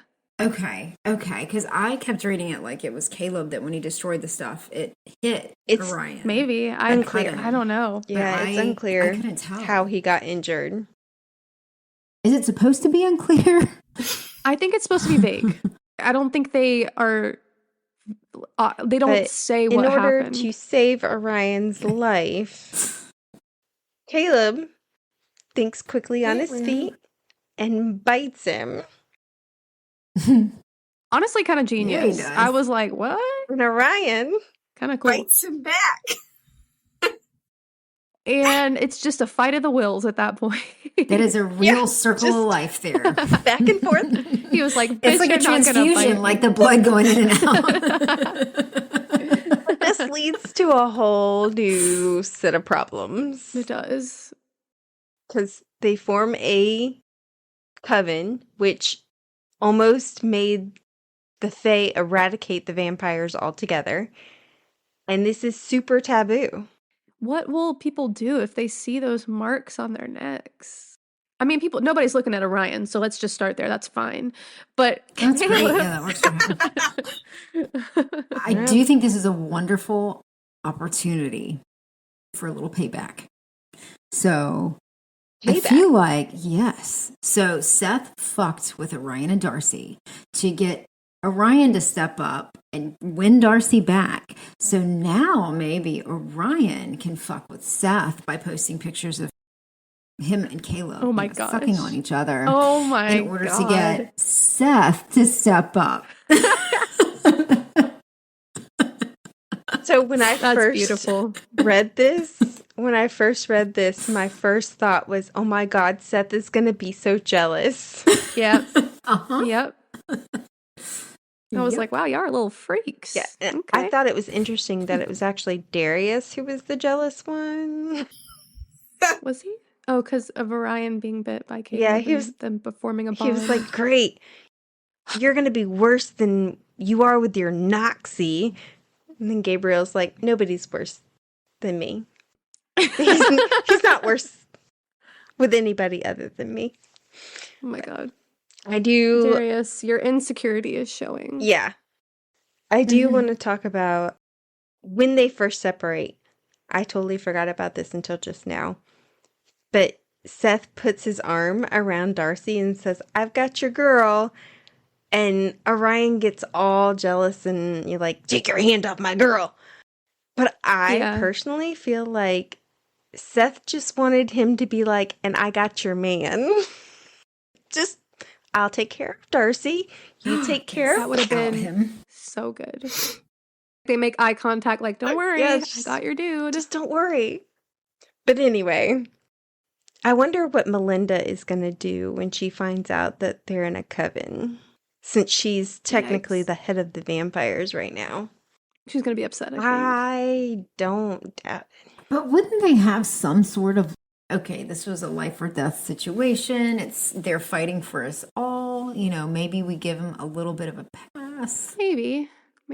I mean, maybe this not. very instance literally almost brought about the extinction of the vampires. Would you give it a pass? They'll be fine. Absolutely. I would give him a pass. It's fine. Caleb is fine. He's going to be fine. Orion is fine. He's got it. Yeah. Orion's good too. We do also... some vampire loving gals. Sorry. We do also learn that it makes them close. They consider each other blood brothers. And there's a kinship there. And it's supposed to drive their need to hunt, which is confusing to me, amp up their bloodlust potentially. Like, what else do you think this being a coven is gonna do? The only thing that I thought whenever this happened was I was actually kind of happy because Orion is forced to have a friend. He can no longer be like, oh my god, I'm so alone. Nobody likes me. Actually, no. You actually are forced to have a buddy now, and you're never going to be alone again. Sorry. And it's not the one who wants to be his friend. Seth is his buddy. His moon buddy. Moon friends. Oh my god. Yeah, I'm not sure what else is going to come from the coven thing, but I'm excited to see. All right. So once Caleb and Orion leave, they return to the group and task Darcy and Tori with finishing the destruction of the pyramid and the dark artifacts. Sick. Fucking clean it up. Of course, that's the girls. Oh my god. You're so right. You are. But I mean, true. But I was like, yes, finally they recognize they're the ones best suited to fucking do this. But then, of course, it backfires. Yeah. Darcy suffers from some magical dysfunction and can't get her power to rise. Return the slab. But like the... Or suffer my curse. You guys don't know that from Courage the Cowardly Dog? Sorry. But like the little engine that could, she forces it to the surface, and too soon it explodes out of her body uncontrollably and knocks her and her sister out of the air. I don't remember the little engine that could fucking blowing up and taking out crowds of people. I was talking about determination with the little engine that could.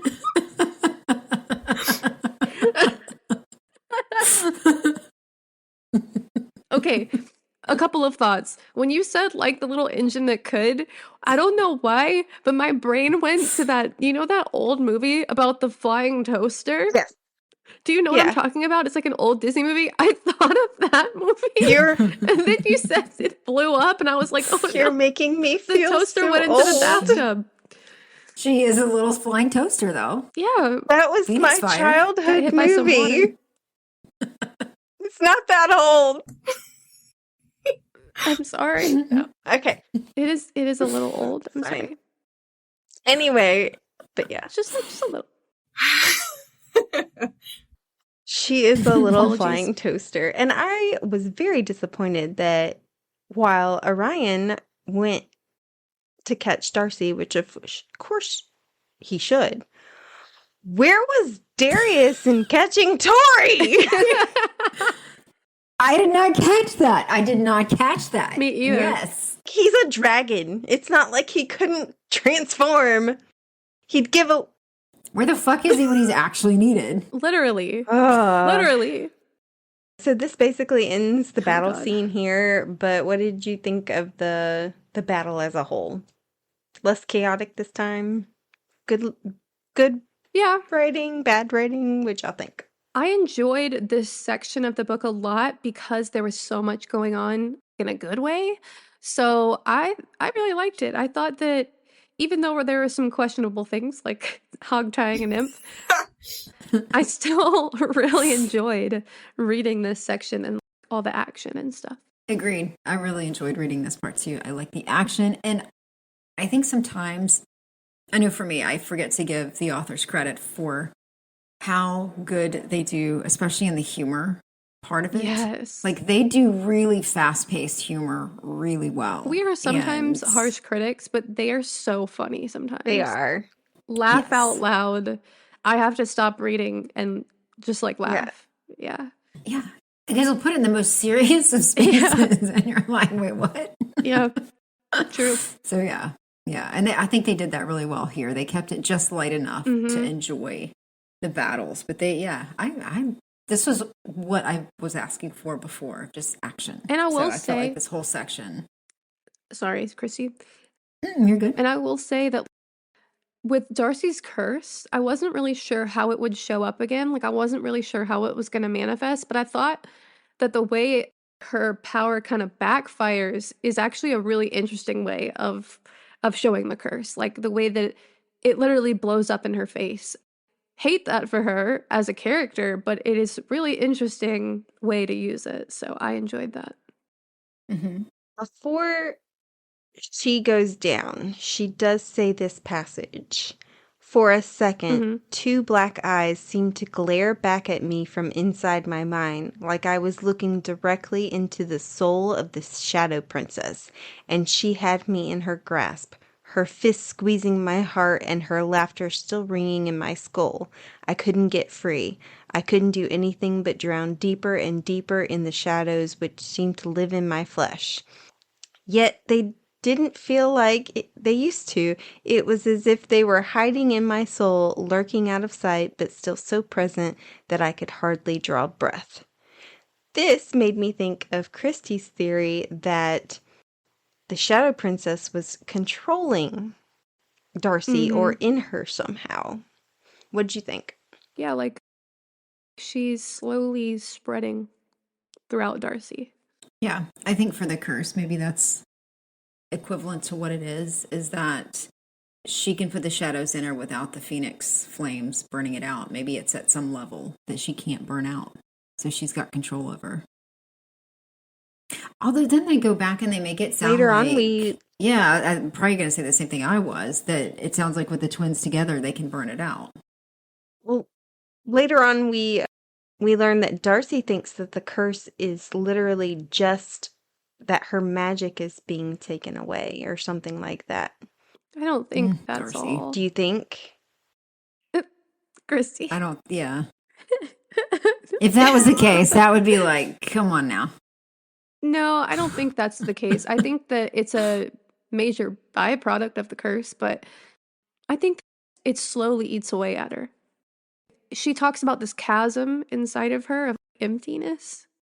I think that that's slowly spreading outward and it's going to eventually take over. And part of that is taking away her magic. Do you think it's killing her phoenix? And becoming a beast. And becoming a beast? Yes. Remember, she's killing people. And she talks about a beast being awakened inside of her. Yeah. But do you think it's see? killing her phoenix? I think it's slowly killing her, like her fayness. Maybe it would turn her into a nymph, or maybe it would make her a shadow person. I don't know. Are mortal, because isn't that what she says, is that she feels mortal? She thinks that, but maybe it's because she wouldn't have any Fae powers. But that might not mean mortal. That could mean anything, right? Right. So Darcy wakes up back at the Burrows with everyone around her except Tori. And they all act like it's such a big surprise that Tori's not with them.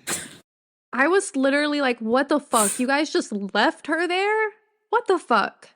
It's like this big revelation. Nobody stayed behind? And Darius tries to go back for her. And I'm like, why'd you leave her in the first place? What? No, for real. The whole battle, Yeah. all you were worried about was where she was. And the moment she needs you to know where you are. You have no idea where she is. And everybody just left her and didn't realize. How did you not notice? I thought that was so sad. Yeah. I was Especially after her pissed. backstory. Yeah. Yeah, this is probably going to play big on her. She has massive abandonment issues. More than Darcy, even. And Yeah, that shit pissed me off. Because she didn't even know at first that they had left her. Like, she's trying to find them. Yeah. And That hurt my heart. And Gabriel actually does show up, and he's like, if anybody goes back, you're going to make it worse for her. So we got to stay. I don't know. I feel like this is honestly out of character for a lot of them. I understand that it was supposed to be an accident and that they did it without realizing that they left her, but I just cannot see every single character leaving Tori behind without realizing. Like, come on. They're in the sky. They're bright fire. And then there's an explosion. One goes that way, one goes that way. You just followed one? Yeah, I don't understand. Yeah, because wouldn't Darius want to know if Tori's okay? Exactly. Yeah. Like I said, the whole battle, all he cares about is where's Tori? It's just a setup so that Tori has to have this vision with her mother. I get that. But I think it could have been set up separately. I think that could have happened during the battle even. I think that she could have wandered into the artifact area and had this moment while she's secluded from the others. It pissed me off. Yeah. And Tori is now hurt and alone. She does heal herself, and she's being hunted by Lavinia and the nymphs. So she does bury herself underground, and she falls into this tunnel where she discovers visions from her mother. What did y'all think about those revelations? You know what this made me think of? It made me realize that I feel like the authors intentionally set it up where Tori is a lot like their mother, and Darcy is a lot like their father.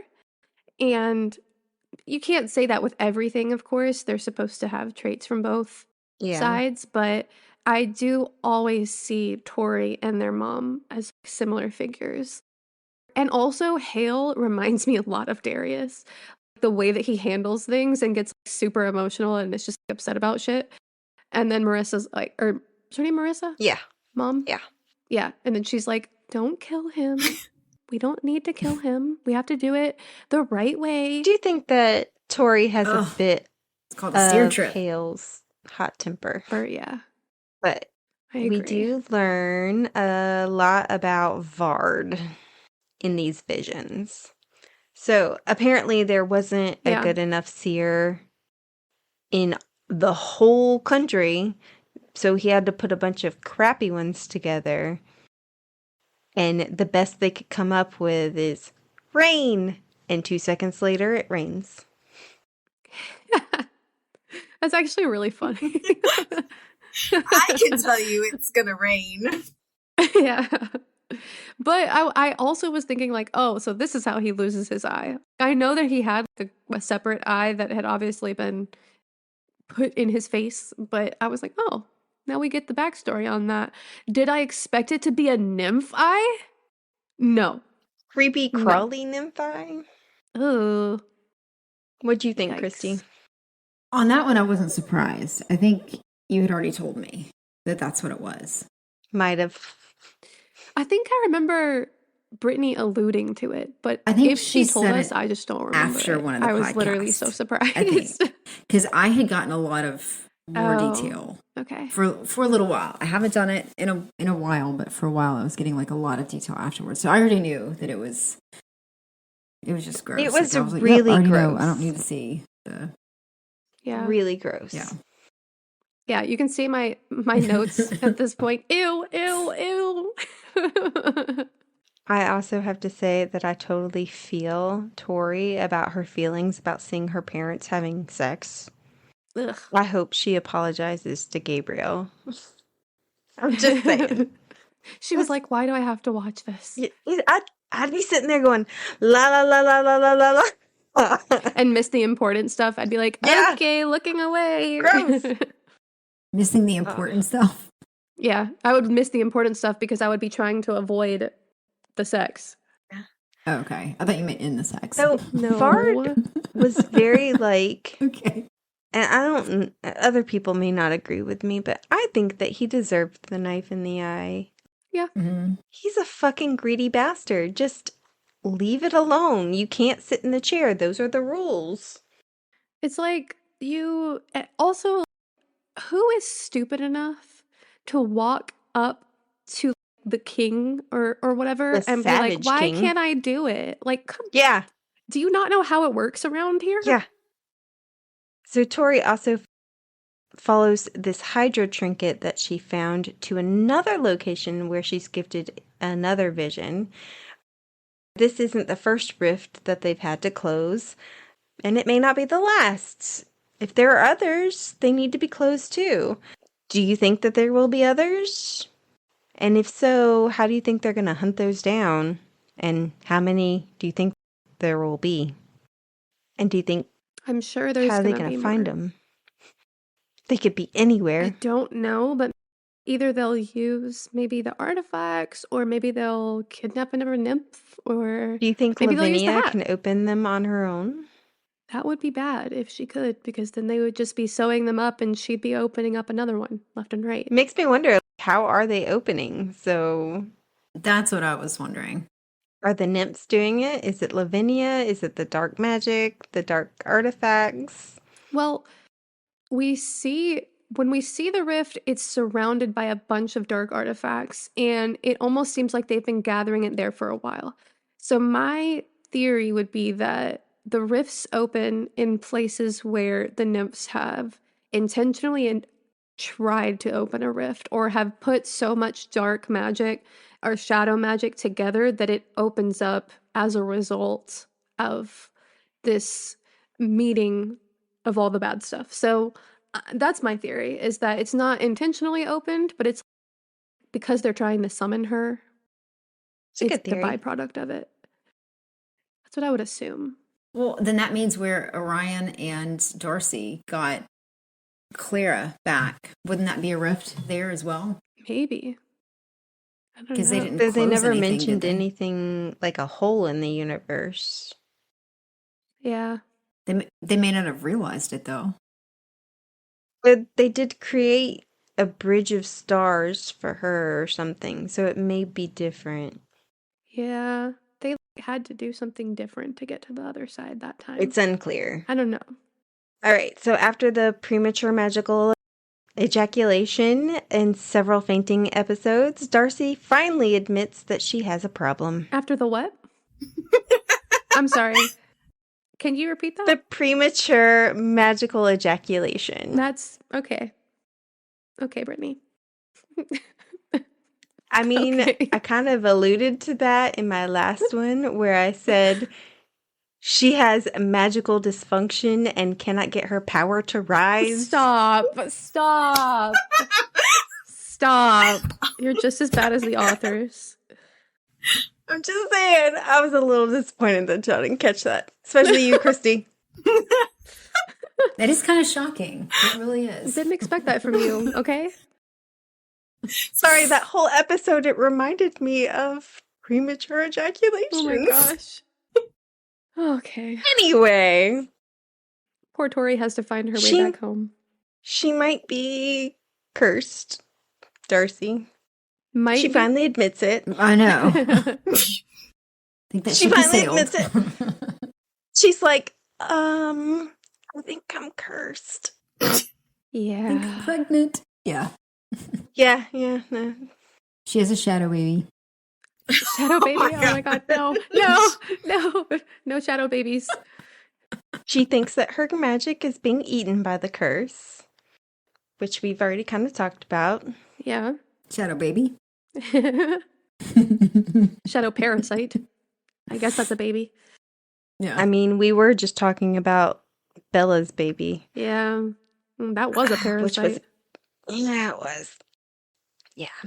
So Lance and Darcy head to the Library of the Lost on Gabriel's command to find possible solutions or a cure for this curse.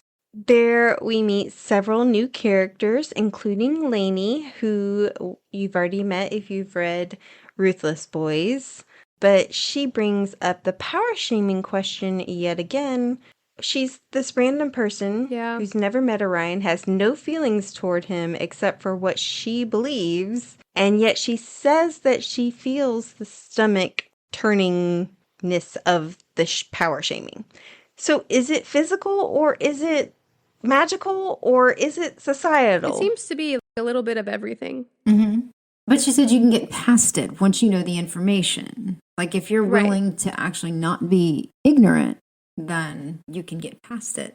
But again, but none of the heirs, none of Jerry them. says the same sort of thing. Yeah. And that's true. They should have. I get that maybe the authors thought that why are we bringing this up with every single character? Because we already bring it up with Hamish and Jerry. Mm-hmm.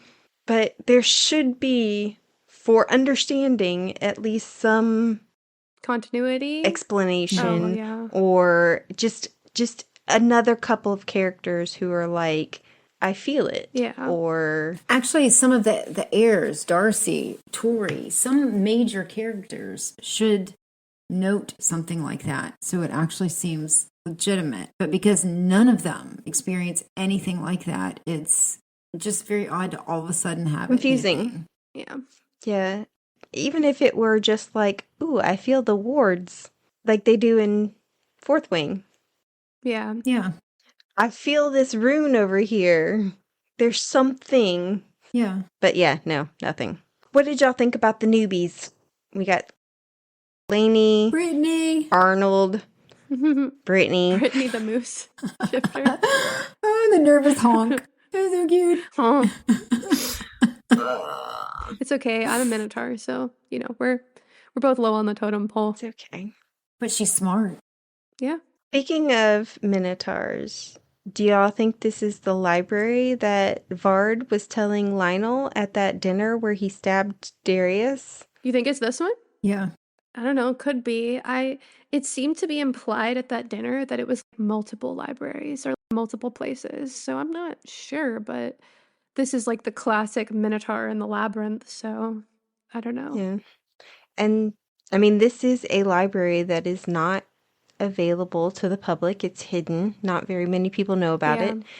Gabriel knows about it because 1, he's Gabriel, and 2, Lainey was his roommate at school. So that's how they know each other. Well, that's nice. I did not know that. The description of that library is awesome. It is. Oh my God. Like, I would love to go there. Mm-hmm. Oh yeah, I would like to move in. Yes. It doesn't seem like very many people, and there's lots of books, and I would also think I would want to be a Sphinx. Yeah. They live their books. Yeah, that sounds just amazing, doesn't it? It also, the library made me think of, obviously, the Avatar, The Last Airbender library, because I compare everything to Avatar. And also, that's a cool-ass library. So. That owl was creepy. Yes, he is, but he's also a spirit, so of course he's creepy. I know. Of course. So while looking up information on shadow curses, they come across some information about secret nymph villages living on the outskirts of Fae society. It's believed that nymphs can't live without stealing Fae powers, but this group was reported not to be stealing them. They found a way around it. Do we think this village still exists, if it ever existed at all? And if so, will they join the war? I'm sure they do exist, but they're probably going to be like Switzerland and just be totally neutral. Like, that's my until our gang approaches them, they're probably going to be like, we'll help you, but we don't want to get involved, I think is what they're going to do. Because they like their peace. But I think they still exist, for sure. I'm surprised that if that's the case, Lionel hasn't tried to kill them. Because if they can show that a nymph does not have to kill and take powers in order to live, wouldn't that be a dangerous thing against the Shadow Princess? He might not know they exist. He doesn't read books. They could have some kind of magical ward. Protection. Yeah, protection over there. Like the burrows. Yeah, so that they can't be found. Well, except for Yeah, Edgelight that found makes him. Say that again. Except Edgelight found him. He did. And some bullies came to try to get the information out of him, and they couldn't. But also, didn't the book say that people didn't believe him? That a lot of people made fun of him for that. So it also Yes. sounds like he wasn't taken very seriously about it. So they do find out that there's a whole section of Phoenix books that only the Phoenixes can touch. And so the stars, maybe not, we don't know, guide Darcy to a particular book at the very top of the shelf. So they find this passage that says, this power sharing is also power enhancing, meaning the gifts of their kind can be amplified together.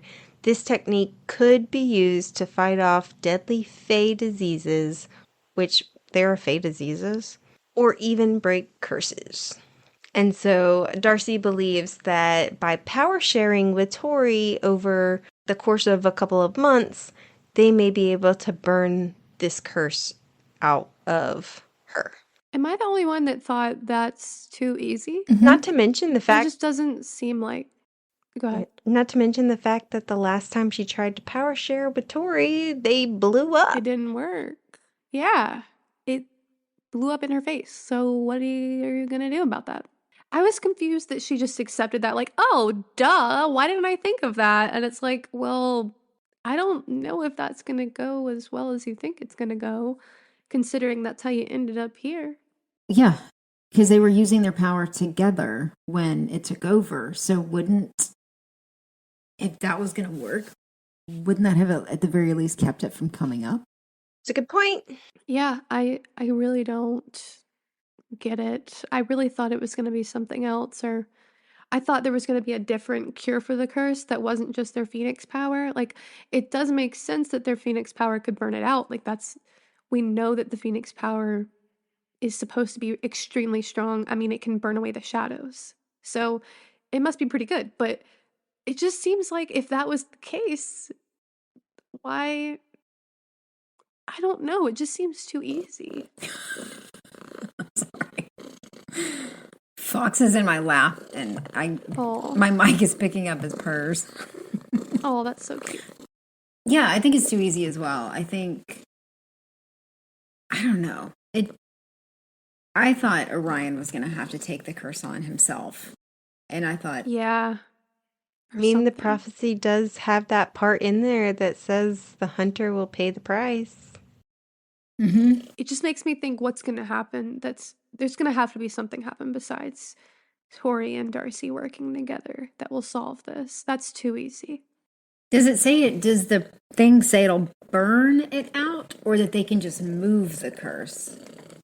Maybe they have to move it. Burn. It says that this technique could be used to fight off deadly fey diseases or even break curses. Break curses, okay. But then they say something day by day. Darcy believes that if they burn it out day by day, that's what will break the curse. Okay. Oh, okay. Gotcha. Darcy and Orion go exploring, and of course they end up in this room together where, as a former library worker, I just want to say I did not appreciate the sex scene. I feel like it is out of character for Orion to let her have sex on top of books and push down shelves. Do I think that Orion would Isn't that where they got caught last time? No. I do not think it's out of character. Do I think that Orion would have sex in a library? Yes. Do I think that he would allow her to have sex on the books? potentially Yes, because he's damaging, turned on by books. Yeah. potentially damaging rare books. Fair. Weren't they in the rare wasn't section when she damaging. got filmed? Yeah, but they were on the floor. They weren't having sex on the books. They were all over that place. I guarantee There there were some ass cheeks touching books. Yeah, there was bodily fluids flying. Yeah. He made a picnic blanket section on the floor. They didn't knock over any shelves. Nobody had to clean up after them. I'm just saying. No, after all of the at the court, all the number of times that we heard all the things they did, I guarantee you there was a mess. Yeah, there definitely They was. were on the blankets. You just pick up the blankets. They didn't knock over shelves. No. They were all over that library. Wishful thinking. Yeah. That's wishful thinking. It's in the video. The one that they discussed in court. They stay on the blanket. They didn't say that. It does. They said they stayed on the blanket and never moved. That's what they said in court. We also got the sex scene on the page. There were no books involved. It was hours of it. There were no books involved. There were no books involved. That's right. Lily makes a good point. There was hours of it. We didn't hear the whole thing. We got a trailer. I'm just saying, it seems like totally something he would do. I totally think he would do it. I think that he would have his honeymoon at a library. I just don't think that he would have sex on the books. I'm just saying. Oh, I think he would spank her with them. Yes. He would love that. Oh, yeah. I think it's disrespectful to the book. I'm just saying. But as people who have worked in the library, I hate that we can relate to finding people doing unfortunate things amongst the books. That's so true. Let's just say that. So true.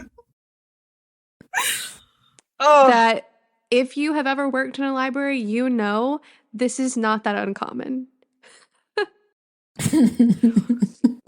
Something about the books riles them up. All right. So that ends the text for this section. Any thoughts on where we'll go from here? They started some momentum in the war, so will they keep it up? I really thought shit was going to hit the fan more in this section.